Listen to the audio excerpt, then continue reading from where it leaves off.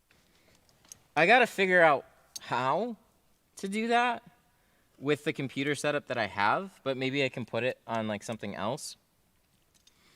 I think I got to have it running on a separate machine in order to do that, but that would make it actually pretty easy. I might even have a little stick computer that can do that. Ooh, I got an idea. Oh, I have this little Intel stick computer that's been sitting in the basement for like the past 5 years or so, probably longer than that. And I could absolutely hook that up and make that work and hook it up to a speaker. So I think I'm gonna do that. Hopefully it'll work, but it should. Because you don't need it to do much. So all the alerts play through like a web browser, basically. So I got to put the web browser, have that running on a machine, have the alerts go off on the machine, have that machine hooked up to whatever speakers I have it hooked up to. And then you would also, what would be mixed in there too are all the car noises. So you would hear the car noises, and then you would hear the text-to-speech. Calling you out for the dash towel? We'll get there. We'll put it on. I'm going to put it on right before I do this, though, because scraping stickers and scraping stuff off of the windshield, like, I start screwing, like, the towel starts bunching up and getting in the way, and then I shift it around. I like having the towel there for, like, spraying in like, the last clean and stuff, so we'll get there.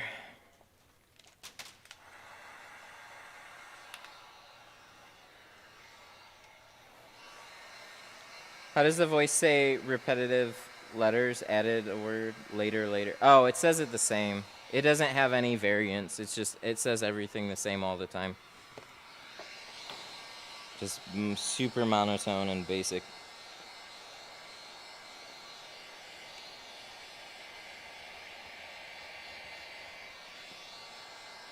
Face with tears of joy. Not laughing emoji. Not crying face emoji. Face with tears of joy. So when you guys do the rock on sign, that says sign of the horns. It makes me sound like makes me think of a cult. So thank you.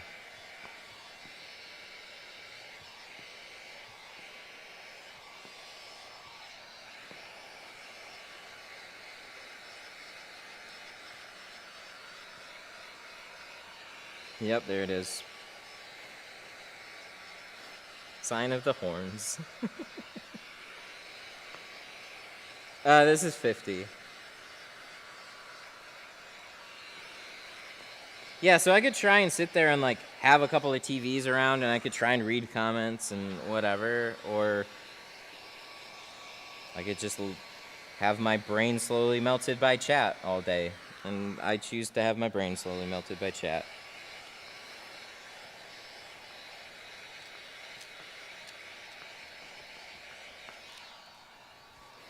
Oh, no, let's not get all religious. Sign of the horns.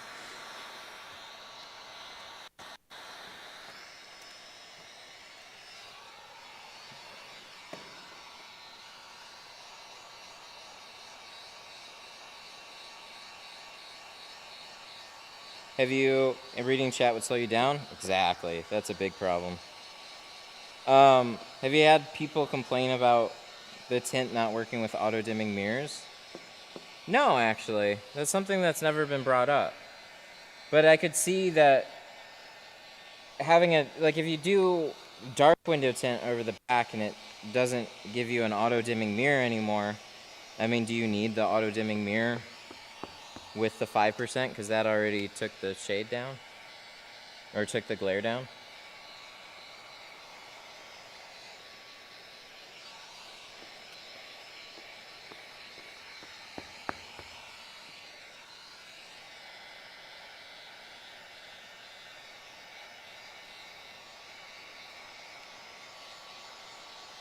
What Matt said, I was typing it. Yeah. You know, it was one of my favorite comments was when I did that Amazon mirror video, and I was like, there's a lot of glare there. And then people are like, well, you could tint it. It is tinted.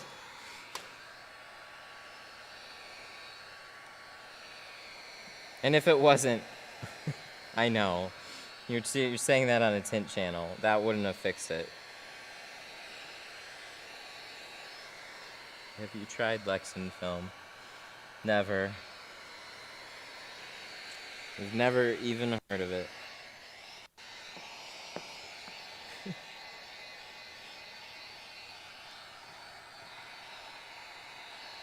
I would put it on speakers. The issue then becomes chat hearing the annoying voice all the time. Because you gotta have it loud enough to go past a heat gun, and then it's always going over your microphone. So sometimes it would be really funny, but it's one of those funny things that would get old really quick, I feel. There'd be like times when we turned it on and it's like, oh yeah, that's hilarious. And then you get used to it and you're like, God, that's fucking annoying. You might tune it out eventually, but new people would be like, oh God.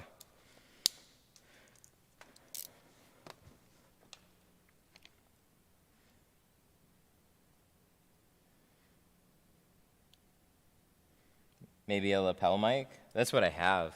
You still hear it. You're always gonna hear it some in the background. It'll help a little bit, but I put the lapel mic on my headset.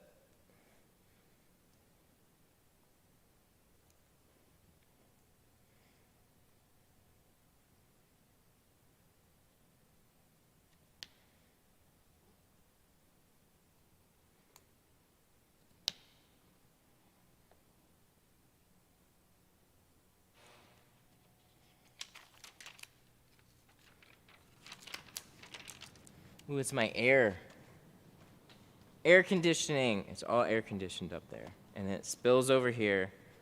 I'm a happy camper. I have like mediocre air conditioning back here. If I leave the doors open, it'll be better.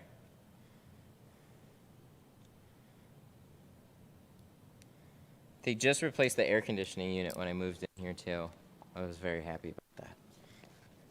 You know, for the winter time.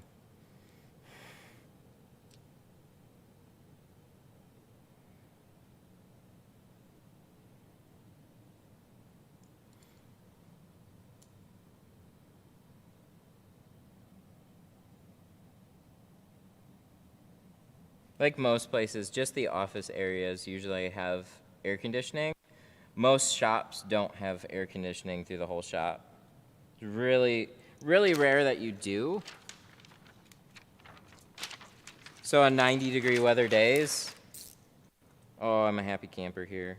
It's not amazing because it's only up front, but it's like a big old air conditioning unit.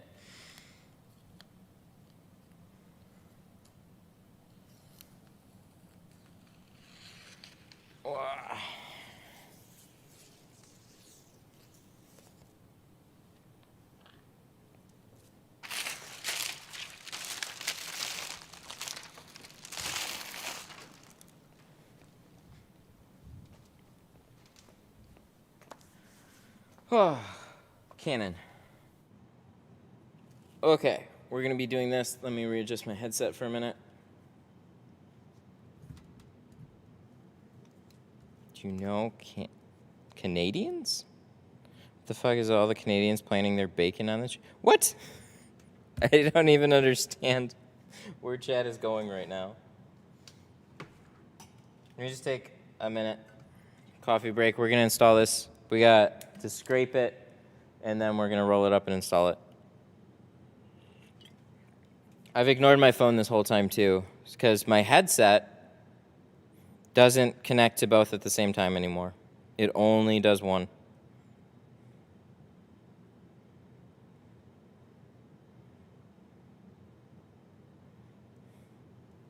We need to make a sign of the horns a tint thing. No.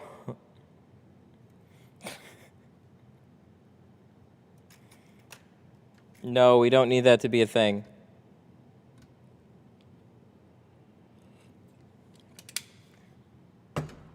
How many streams are you doing a week? 4? I'm trying to do at least 3 or 4.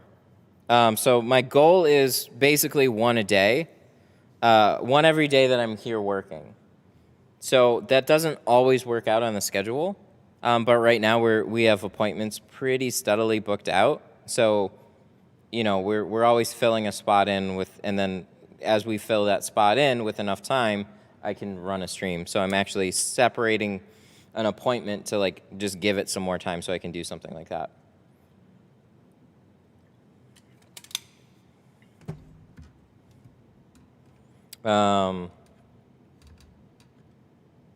Does it get hot and humid? Does it get hot and humid where you live? Yeah, Michigan is a very humid state. We're surrounded by lakes. So the way the weather works here is it goes like this all the time, and generally in the wintertime it stays pretty cold. And then it'll bump up, come back down, bump up, come back down. And then right now it went from 60, high 60s, to all of a sudden it's just going right through 70s to 80s, and it's going to be 90 at the end of this week. So last year it stayed in the 90s most of the summer, the 80s and 90s most of the summertime, and humid. And then it just dove back down. So I'm hoping we'll at least, if we go up that high, we might hit some, consistent, 70-degree weather. That would be perfect.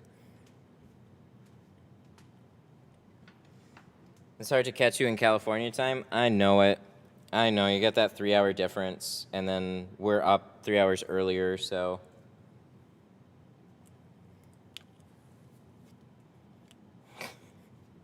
Shut up, Nick.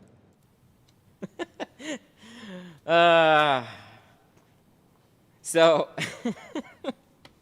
years ago in high school, I had a 93, first car was a 93 Buick Century, and I wanted to put speakers in it because the speakers in it were horrible. So what did I do? I had a computer speaker system, and I put a five-channel computer speaker system in it.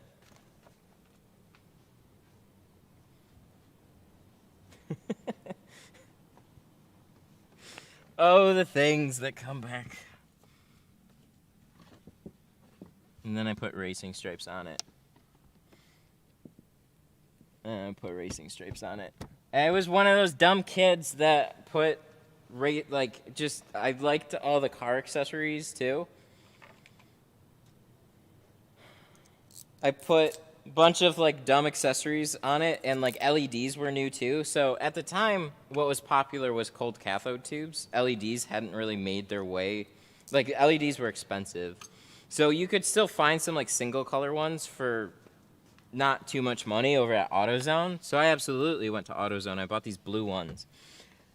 And then I found this sound thingy that made the lights flash to the music, and I did that too. And then I was working on putting 15-inch subwoofers in it, and then somebody rear-ended me and totaled it.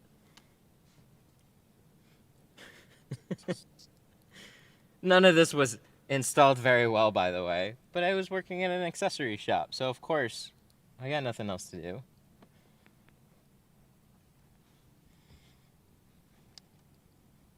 So everybody coming with AutoZone tint, I know where you're coming from. I've been there.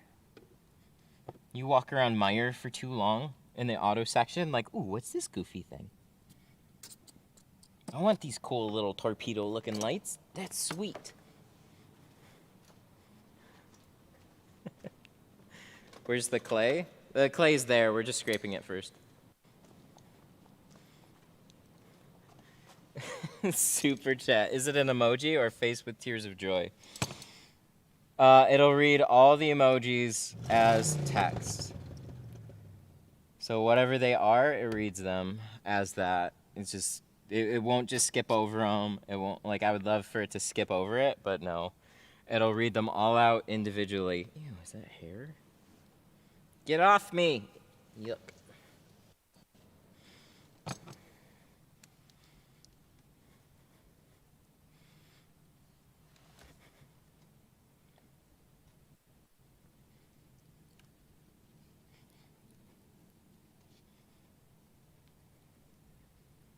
You missed the joke?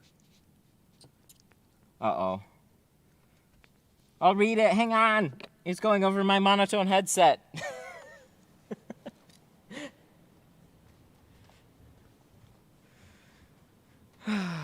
David with a 2. Is it an emoji or a face with tears? Oh, God. Coming from you, too. You know what it sounds like? That was the point. I get it now. I should have known better. And that's what gets challenging is like there's people that are sarcastic, and then there's people that ask me about Lexan 50 times, but it's genuinely a question. So like I do not know who comments what. I disabled listening to the usernames for every question because that drove me insane. Because there's people with actual just short usernames that are fine, and then people with like Blow Joe and 62427. And I can't hear that 50 times. So I would listen to the username and I'd listen to the question, and then I'd forget what the question was after I repeated the username. And then I realized nobody cares.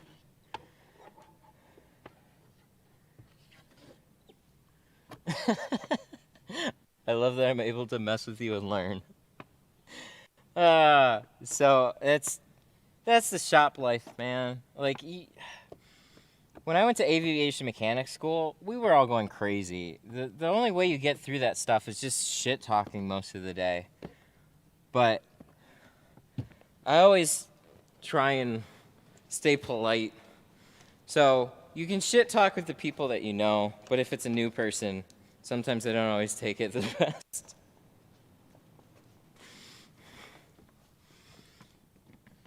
Good times. Yeah, I try and make this just a fun hangout as much as it is like you want to learn about tint, you want to watch the whole thing get done, you want to hang out.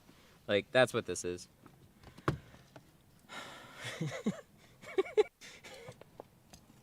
Is Polaroid a good film?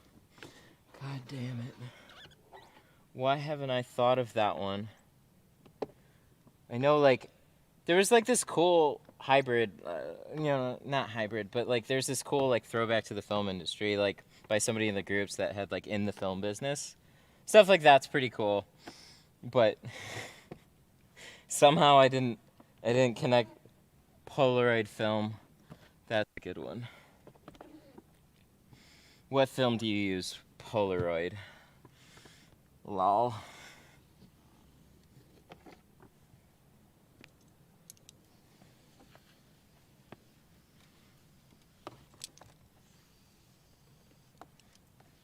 All right, we're getting close. We're getting close. What was that? I learned with the AutoZone and Walmart and Amazon videos. I never would have thought I'd just been hanging out. It's great. You're able to learn so much more through the streams. Oh, I appreciate that. Yeah, I I didn't really get shit for making those videos, but people are definitely like, wow, why would you, like, they thought it was both funny and like a waste of time to make something like that. They're like, well, why would you just do that? Like, why wouldn't you just show with the professional film? Why wouldn't you just do with what you normally do or whatever? Like, why go through all that trouble, basically?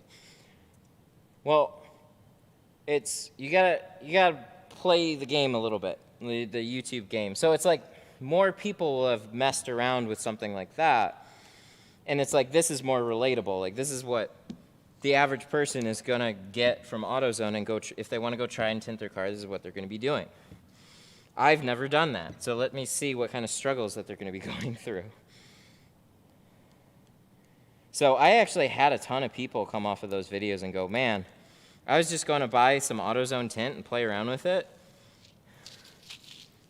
And that's how I got introduced to your channel, or else I would have never found it. So that was really, really cool to hear. It's something that I need to actually put some more time into. So what I'd like to do, and I've said this a few times, I got to remember as things slow down a little bit, if I have like an extra time slot, and I don't have an appointment in that time slot. I need to come on here, do a stream, but we'll mess around with some of that shit again. But we'll do it live.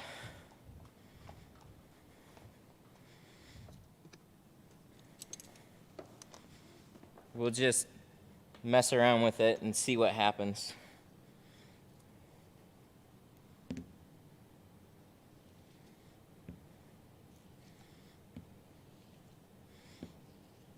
Ah, that's awesome. I didn't want to pay for tint, and so I got it, and then me and my friends started making money that way. That's awesome.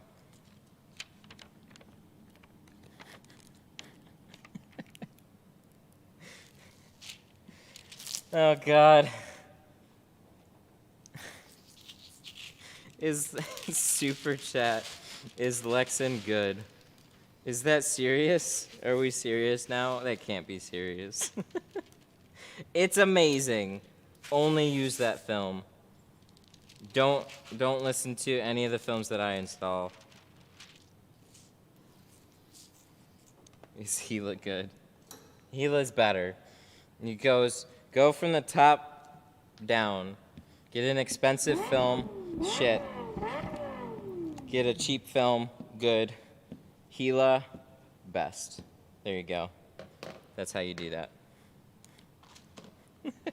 Thank you for the super chats. I'm right in the middle of a windshield, so let me throw this in first.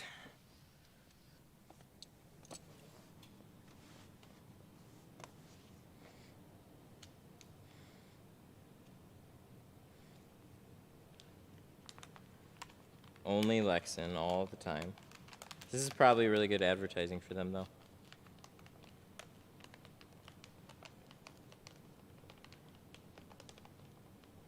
But yeah, I really liked messing around with that type of stuff. But what I didn't like, and I didn't realize at the time, was like, I enjoy messing around with that stuff and putting it in a video form. But everything about making a video drives me crazy.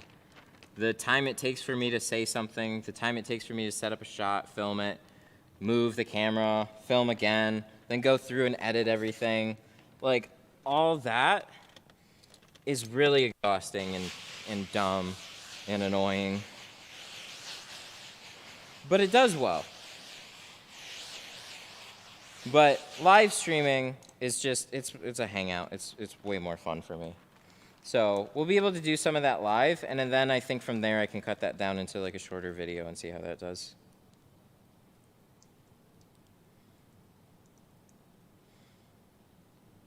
Class in the future? Maybe. I still have it in the back of my mind. I have a good space for it now. I'm definitely not denying that I can't do them. I just didn't figure out how to do a stream and that at the same time. So you might think that, like, well, why would you want to? It's because I like doing streaming more. So doing like a class, I still gotta put the time and figure out how I want to run it. But I think you should probably do it as more of an event style thing then. So we'll run one in a month or something like that, one every other month, and just set it up. It's more likely that there would be one towards the like fall than earlier in the summertime, but I'm just not sure yet. I do too much of this on my own. Nick helps out, but like I go wishy-washy on certain things.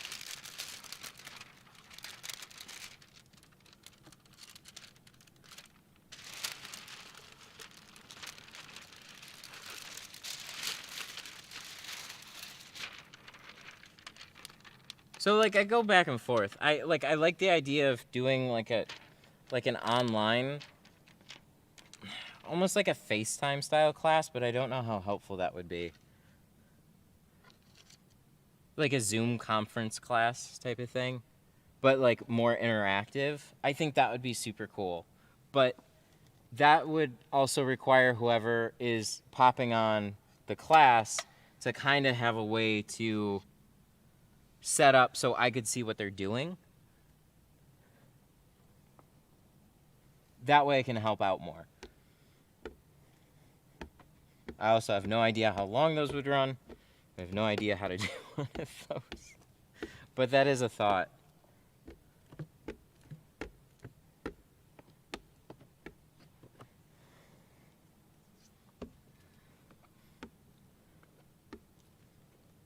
I'd come up there. I appreciate it. I know I'd probably have a pretty good turnout too. So I should just set one up and do it.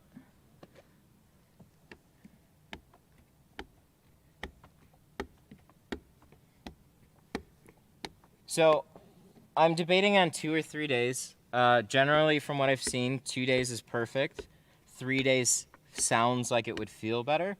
But honestly, by the time you get to the 3rd day, you've gone over a lot of stuff, and you're already learned a lot. The majority of what you're going to learn. The 3rd day is kind of like a practice whatever day. It's kind of like a free range day to mess around and refine a couple of things that you learned. But 2 days is like, it doesn't take up a ton of time. It'd be a little bit more affordable, but the thing that I hate about it is the travel.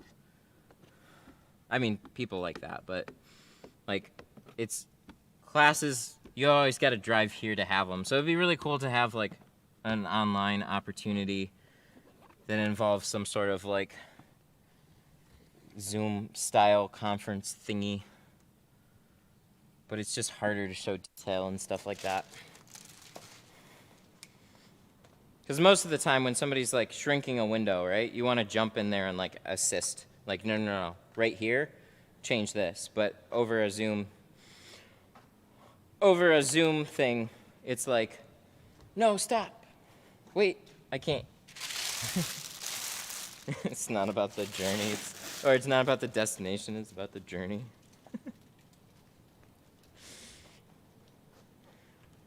Yeah, we'll figure it out maybe.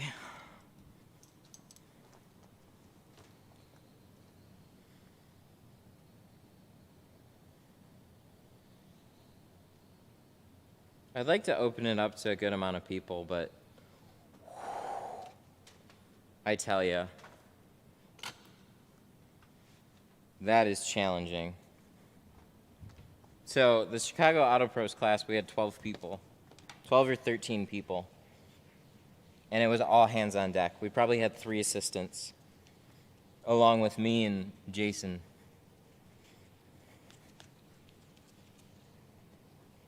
And by the end of it, we were all exhausted.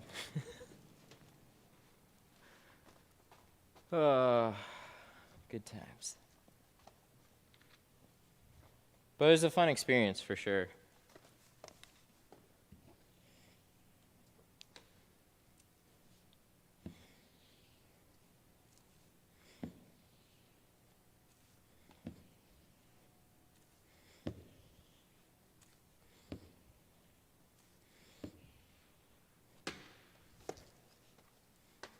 All right, so let's see.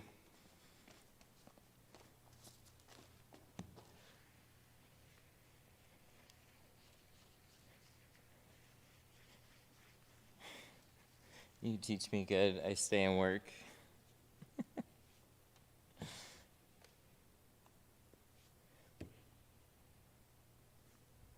I'm gonna have to get to the point where I gotta hire somebody. I think, as a tinter. I don't know. That always freaks me out a little bit. I have this in-between thing, though. So I don't really want to keep them as an account, necessarily. But I have a way that I could keep somebody busy, for sure. And still stay up. Canon. Thank you. One sec. Wait. Okay. There we go. Thank you. I appreciate that. Yeah, we're almost done. Ooh, I almost tripped myself. So,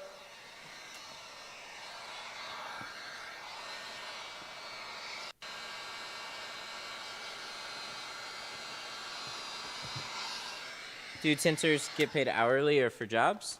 You can do both. Both or either or. I've been paid every which way. I've been paid purely commission. I've been paid hourly, and I've been paid a combo of both. My favorite was kind of being paid per job, but the shops don't necessarily appreciate that as much, because what happens is I get paid to tint. I don't get paid to clean up your shop. So then a shop looks at it like, well, he just made a mess. He needs to clean it up. And you can be responsible for like cleaning up the mess that you made, but doing all the extra little things, that's not my responsibility. That's not what you're paying me for. So hourly can kind of put some of that in there. And then you could do like a commission-based bonus where it's like, okay, well, we pay you a minimum to be here and be productive, not sit on your phone all day. But also have a little bit of fun and like freedom, right? So it's like you feel comfortable being there, but then when jobs come in, you're more excited because now you're making the real money. The scary part is like, if you can't keep somebody very busy as a business, you feel like I want to get to that point where I know I can keep somebody busy.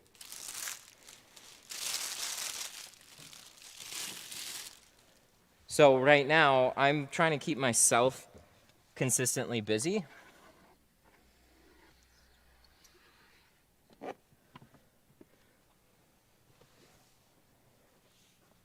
Would it be better to remove my own tint or have a shop do it? If you've never done it before and you want your car retinted, I would probably have the shop do it. It's going to be more expensive, but they're also going to appreciate you a lot more for bringing it in and redoing it that way. They're not going to like to do a removal period, but if they have to remove excess glue that you missed and stuff, that really sucks. So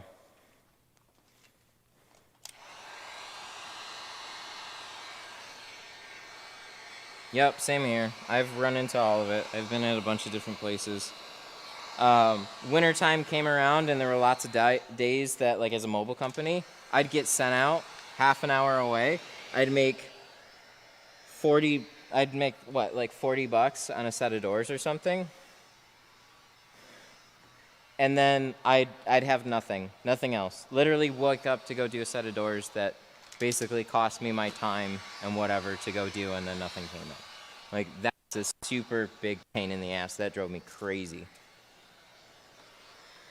But then there are those days where you're just making hand over fist and everything's good. So it's like you got to take the good with the bad. Do you know what sounds fun as a shop, though? I want to find somebody else that is like, that has a different skill that could maybe help out with some of the tint work, but could also handle like their own thing. I think that would be super fun to me. So it's like vinyl. You've got like a vinyl person, and you have like a paint protection person, or you just have like endemic services that kind of all fit together, and everybody's got their own spot. And it's all kind of like, you know those, it's ironic, those streamer houses and whatnot, those little streamer communities and stuff, as like a business service thing. I think that would be super cool.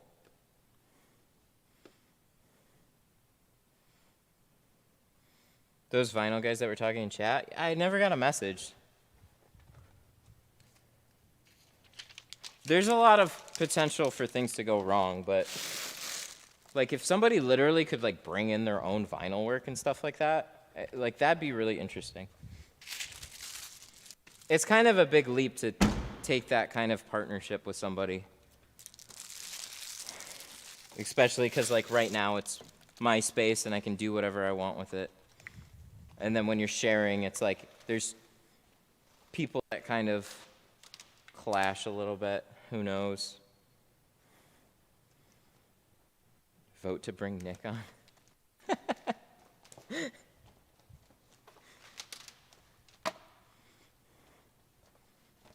He's welcome to come on stream and say hello. I don't think he wants to, though. Tint shifting solution. Cut them extra wide and pre-shift the window. So when you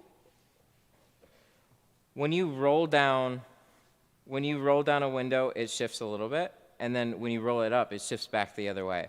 So roll it down, shift it back the other way, and keep your pattern a little longer.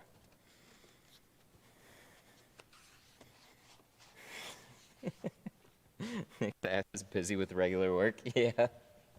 He's got a big boy job.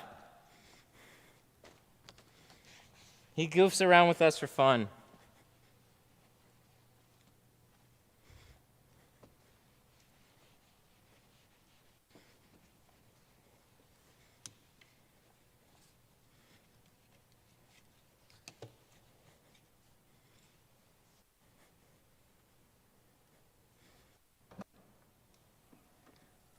Woo!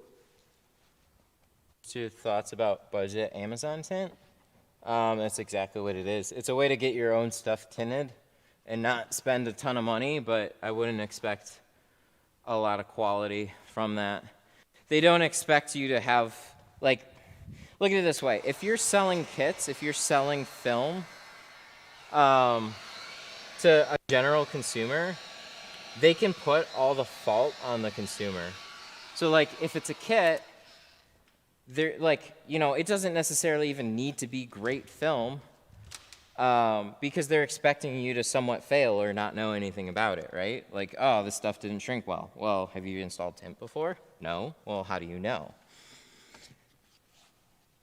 And if you look at some of the warranties, some of them will say they only warranty what's legal in the state. Why? Well, we want to warranty illegal tint work. Well, like,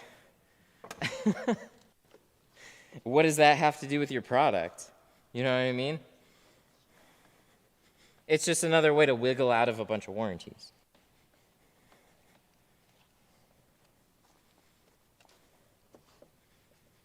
So, we haven't talked about plotters in a minute. But yeah, we're not going to talk about them right now. Patterns, that's it. Patterns good? Good. Patterns bad? Bad. Find good patterns? You do good. Find bad patterns? You.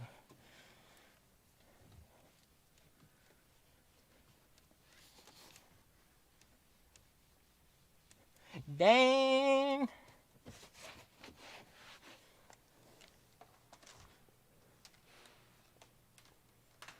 I could probably say a lot of things like that.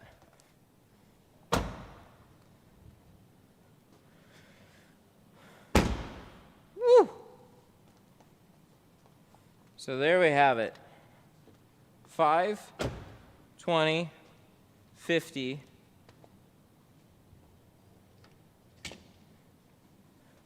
Good, good. This little truck here is adorable. There was somebody who saw the dot matrix and is like, I want to put a truck there. Can I put a truck there? Fine, you can put it on the Cherokee. Okay, thank you. Dang. Now it's no longer a fishbowl. All done. About as good as a Cherokee is going to look.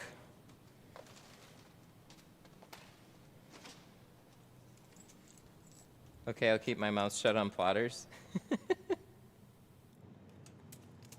Oh, they get brought up a lot. I don't want to push off somebody that has a genuine question about it.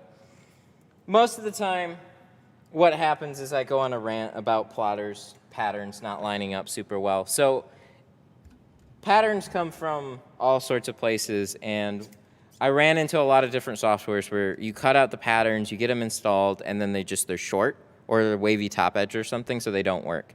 Then you're wasting time in film, and then you have to find other patterns that work from other software. But the thing is, the good one is locked down to a company, so then you have to use their film. But, oh, look, they have territory. See, there I go. And, so there's good points and there's bad points, for sure. They're not as consistent. It's not as easy as it just like, oh, I spend money on the plotter and then my life gets easier. There's always pattern problems. We should do a stream Q&A. I can interview you. Maybe.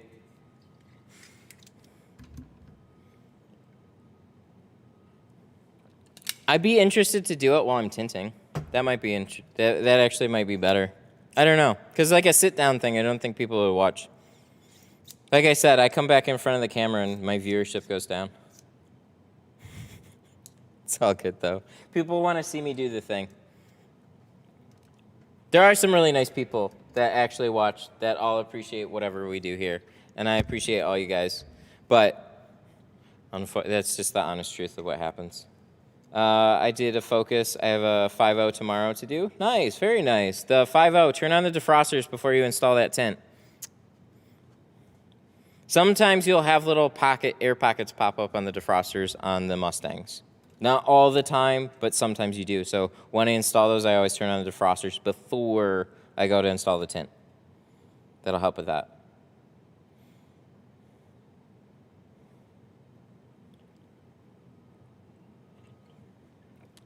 Peanut. All right, let me check.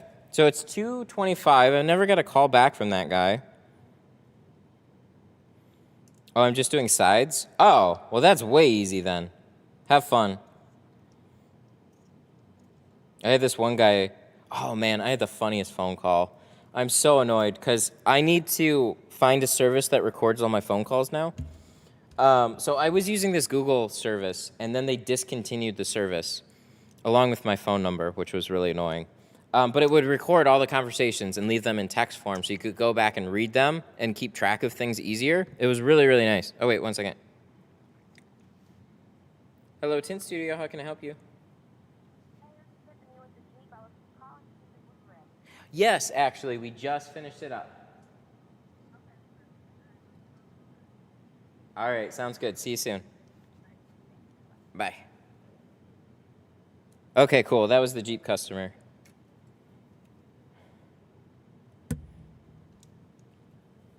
Is there any contamination in this job? I would feel a lot better about myself. Yeah, for sure. There's going to be a couple little things here or there. So, like, we can give a quick walk around and I'll try and point something out. I don't want to make my own jobs look bad, but I'm very straightforward about what goes on. Okay, so we have a little bit of extra water. Sometimes I'll go through after the stream and double check everything. Well, actually, I always go back through after the streams and double check things. There's usually sometimes little pinch points here. There's one teeny tiny little speck there. Ooh, I'm glad I saw that. There's a couple little air spots right there that we can take care of right now. So that's something I would have caught after the fact. They're not overly dried, so we should be able to move them. Probably just light squeegee here. Yep, there they go. Just push them on down. That's why I said with the lighting, sometimes it's easier to see. There might be, no, that's a little water. There'll usually be a little bit more that you can see after it's dried out. There's like a couple little specks right there. There's one teeny tiny one there. There's one teeny tiny one right there. So there's always going to be like something. When you get real nitpicky, you'll be able to find something. There's always like these little somethings. But there shouldn't be big clumps of them. They shouldn't be all sprinkled together.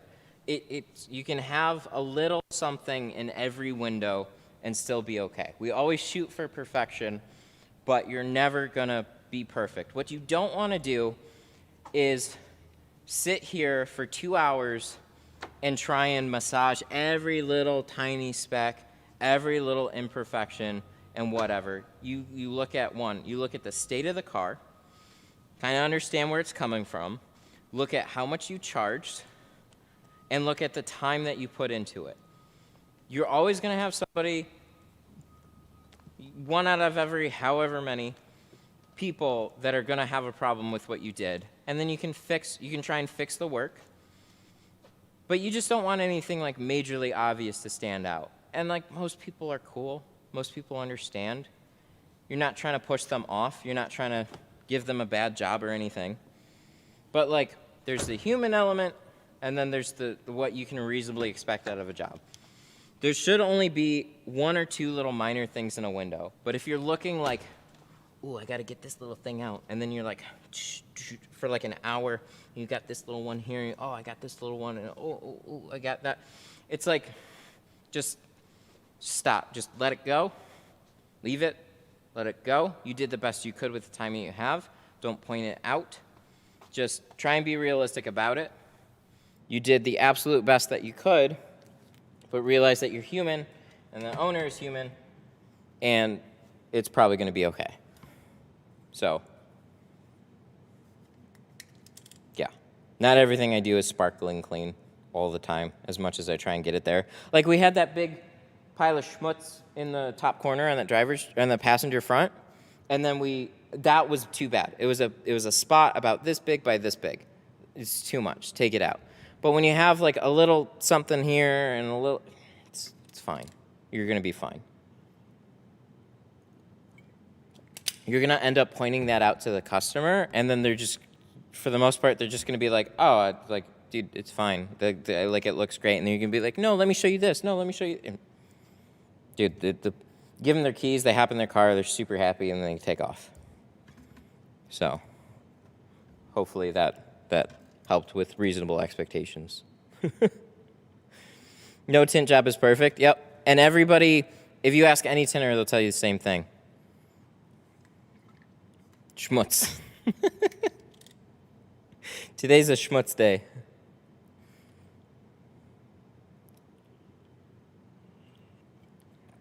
Can you live comfortably by working as a tinter in the States? Yep, for sure. You're going to be hustling some, but when you have your time off, you have your time off.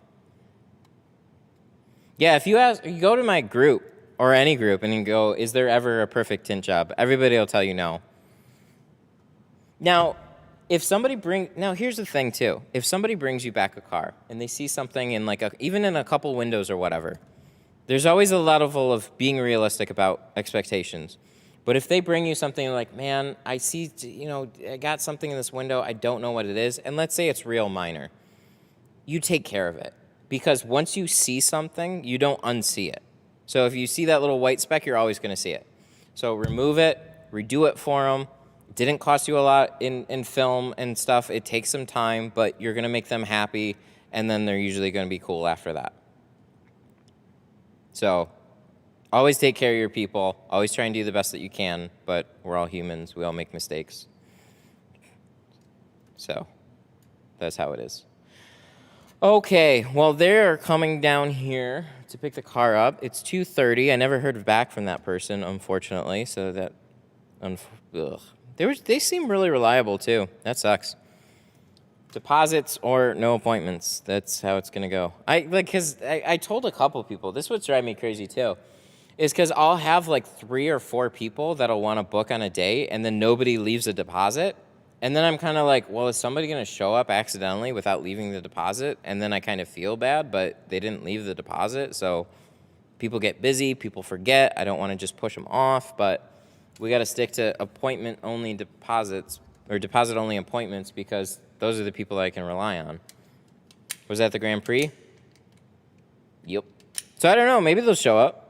It's 2:33, so maybe they'll show up 10, 15 minutes late or something. He said he was going to call me back, and then sounds like they just totally forgot and then never called me back. So I'm assuming that's it. But it was for a former client, too, so that's why I thought, okay, they didn't leave a deposit. I reminded them they still didn't leave a deposit, and that's it. This was 2 days ago.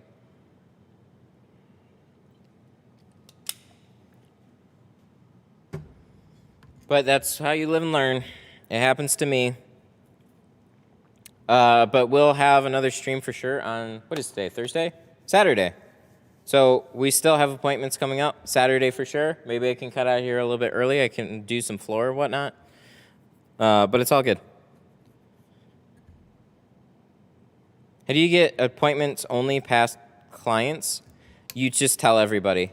You're like, hey, I need a deposit from you to do this. And I make the deposit really easy. So, DetroitTintStudio.com. Oh, it makes my booking so much easier, too.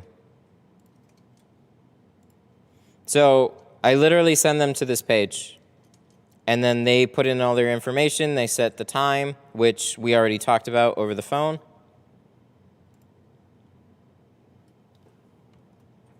Oh, how do you set the appointment fee? I asked for 40, but you could easily do half, I think. You could probably do more. You could do whatever you want to set. If they're going to pay for the job, leaving a deposit on the job, it just goes right towards the balance. So they're going to be paying whatever it is, and if they're actually going to be coming to you, why wouldn't they pay it? So I just set 40 because I wasn't taking deposits before, but I'm probably going to raise that up. It just, like, people, I'd set enough that people are not comfortable with losing. So then they're like, $10 and whatever, I'll go somewhere else, or I got in, who cares, I missed it. 40?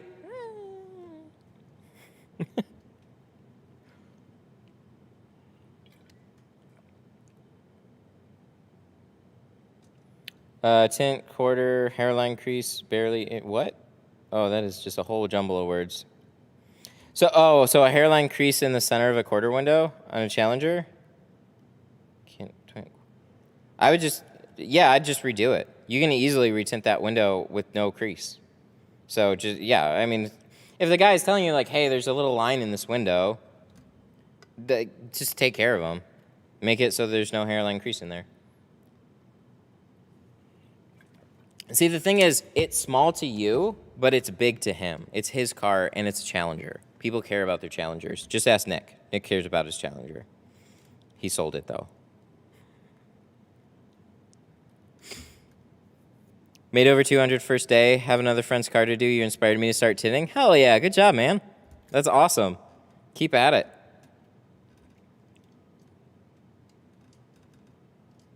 Alrighty. Well, I'm going to sign off here. We have another stream on Saturday. I don't know exactly what that is. I should probably find these out. Let me look. Let me look at the Tint Wiz. What does the Tint Wiz tell me?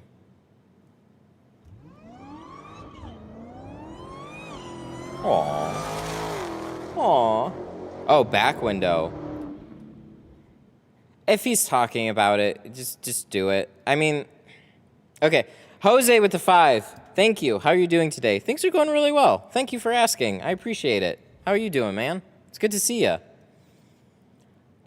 Okay, so in the back window, little hairline crease. What you can do is, my rule of thumb with most people is like, look, if you have a problem with it, I'm going to take care of it.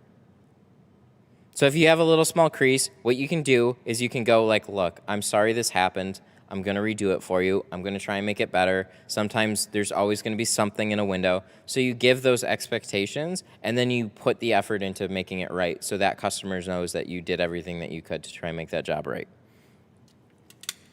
I really strongly suggest not trying to push people away, because especially on a Challenger, a sports car, they care about their cars a little bit more than somebody with something else.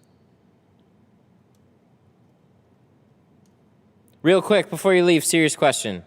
Is Lexan any good? I'm on to you. I know who you are. Alrighty, guys. Let's do a quick super chat shout out, shall we? So just a few of them today, but I appreciate every one of them. Oh, it was David. David did okay. Jose with the 5, thank you. David, is Gila good? That was that one. Oh, Tint Envy. Tint Envy, is Lexan good? Oh, you guys were memeing. And then David. David with another 2. Tint Envy again. And then the beginning, Daniel Reyna coming in strong at the very beginning. Thank you guys, I really appreciate it. And thank you to everybody that hung out today. I always appreciate you guys being here. You guys make these streams fun. And that's the whole point. We hang out, we have fun, we learn some tint, we see some mistakes, we get better for it. Ooh, do we have another appointment? What is this for? Do we have 2 appointments? New booking? June 5th, May 24th, Monday? Oh, dang! Nick is on it. He is handling clients. Thank you, buddy. Pal, good friend. Oh yeah, the defroster, how long should it be before the install? We went over it on the Challenger stream. So watch that stream. But it only needs to be on for like a minute to 30 seconds before. So I turn the defrosters on, I start cleaning them, and then I install the tint. So they'll get plenty hot while you're cleaning them and stuff. Alrighty guys, I will see you later. Have a good one. We'll see you Saturday. I don't know what time, but keep the bell on. That's how you find out. Bye-bye.